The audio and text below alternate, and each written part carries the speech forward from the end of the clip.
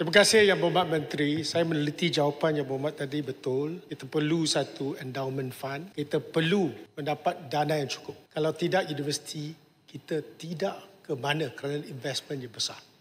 Soalan saya, dalam bajet 2026, semasa pembahasan saya sebut, kerajaan atau PM telah menyebut 1,500 tempat akan diwujudkan untuk mengatasi kekusutan yang ada. Tapi persoalannya, kenapa hanya tumpukan kepada perundangan, accountancy, AI, bahasa, kewangan Islam dan sebagainya?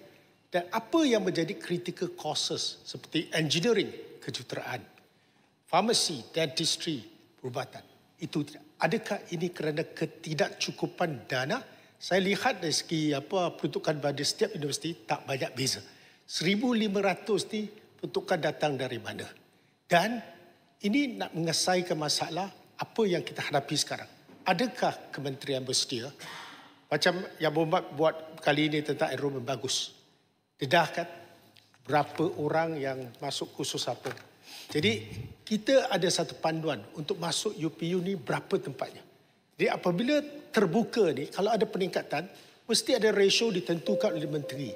Barulah kita bagi kuasa autonomi kepada universiti. Kalau tidak, duit tak cukup, mereka susah nak bantah sebab ini memang susah. Endowment, mana inisiatif yang apakah insentif yang diberikan oleh Kementerian Kewangan.